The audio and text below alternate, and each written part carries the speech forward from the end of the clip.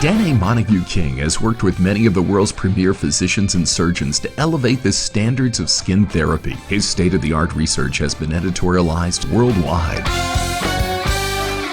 Danné Montague-King is a worldwide leader in the field of skin rejuvenation. Danné's work with vitamin C therapy as an age retardant and collagen enhancer stretches back nearly 40 years.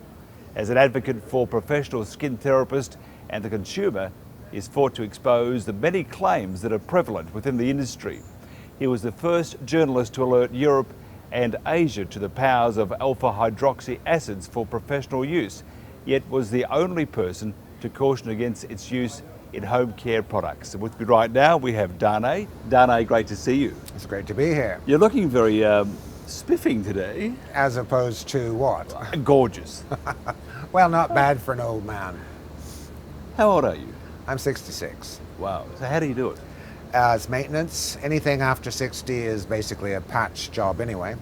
But it is a maintenance type of things. Cells of the body are not programmed to die, theoretically and biochemically. They're programmed to stay alive as long as possible, as long as you give them the right environment that they know and recognize and can stay alive in. Do you think it's, a lot of people say we should let nature take its course? Let nature take its course. Oh, I'm just saying what they say. I don't believe it. Nature can be bloody devastating. We can be killed by nature. Why would we let it take its course? Why do you think that we, out of all mammalian creatures, have imaginations and minds? Because we do have choices. Dogs don't have choices. Cats don't have choices. We have choices. There is nothing natural about looking terrible at any given age. Nobody has to. Skin rejuvenation. I mean, we hear all sorts of stories how we should look after our skin, and there are obviously myths, and the truth is out there. 98% of all hype you see, particularly from the United States, is myth and hype. Hype based on hope. The small percent that is actively, or actually gets results, is usually in the professional sector. And it can't be in the over-the-counter, you buy in stores or online sector because of insurance. Nobody stops to think about insurance companies. They don't want to have to pay up to anybody screaming that the slightest thing happened to my skin when I used this product, it turned red or whatever. And in actual fact, anything that would be bioactive, that would work on the skin, sometimes does give you temporary contraindications when you first use it. That's only obvious. So in the tiny private sector, such as what we're in, around all over the world, yes, there is realistic things that can be done, and that have been done for a long time.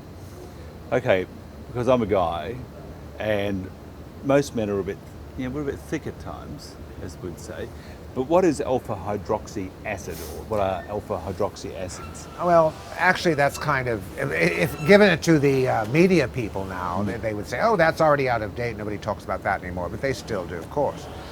Alpha-hydroxy acids are hygroscopic acids. They say they're from natural sources. Everything is from natural sources. I mean, even plastic started with the dinosaur at some point. But sugar beet, sugar cane for glycolic acid, malic acid from grapes, lactic acid from milk, that kind of thing. Yes. Although they're very much removed when they finally get into the lab. Anyway, these are applied to the skin topically. And all of the dead cells on the surface pull whatever available moisture is in the skin up into the old dead cell. Those are the cells that make us look crepey and wrinkled and dry and etc. And they kind of overfill like a balloon and explode, and the fragments detach from the skin. And voila, underneath, your newer cells sitting there waiting to be announced. Young, baby, that type of thing. So it's a very good professionally applied vehicle for certain cases. However, thinking about that same action in a daily product that you would use at home, that same thing happening over and over again, moisture taken up from your skin into your cells, explode out, you would end up with skin as dehydrated as hell and ultimately more wrinkled than before. So this is why I've always never advocated it for home use products, even though it was wildly popular for a very long time in home use products. We only do it professionally. So you could almost die, I would imagine, if you used it too much, because just the amount of moisture that's been pulled out of your body. I mean, we'd be like a shriveled up prune.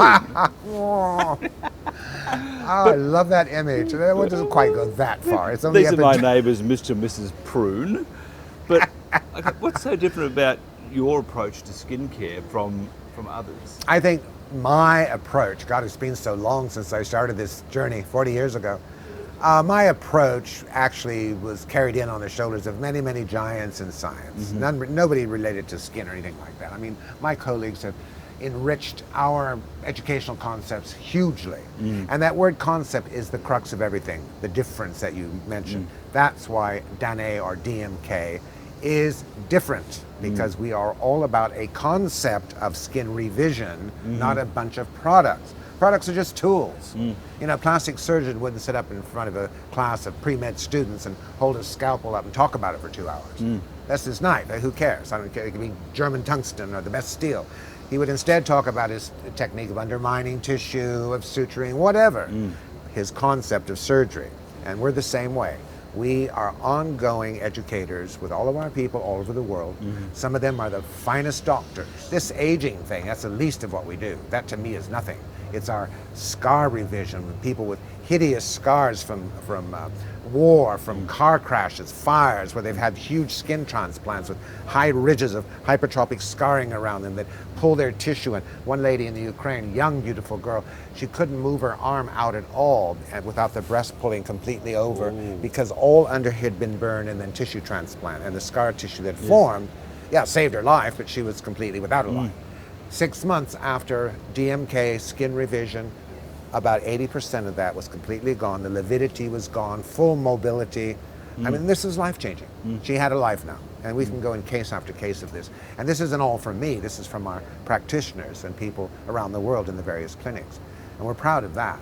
So I think that's the difference between us and, you know, popular new skin miracles and so on. And is there a difference between men and women? I mean, I suppose so. I mean, well, there obviously there is, and very delicious for that matter too. Yes. There is and isn't. The mechanics, the approach to skin would be the same. So actually, a man is presented with the fact that he doesn't have to start looking old. Now, his daily routine may be very similar to Susie Steppenfetcher down the street, a woman, but his chemistry is different. His hormones are different. His corneum is thicker, more copious with sebaceous oil and sudoriferous secretion, which is sweat. All these things are different, but the mechanics are the same. And when a man who's barking up the tree of 45 to 50, but still has the same desires he had when he was 25 and 30, that doesn't change that much. And there's younger chaps in his corporation, you know, snapping at his bum, trying to get into his place, and his best shot is not to look old, not to look like he's tired, or maybe we should put old Robert out to pasture here, he looks kind of old.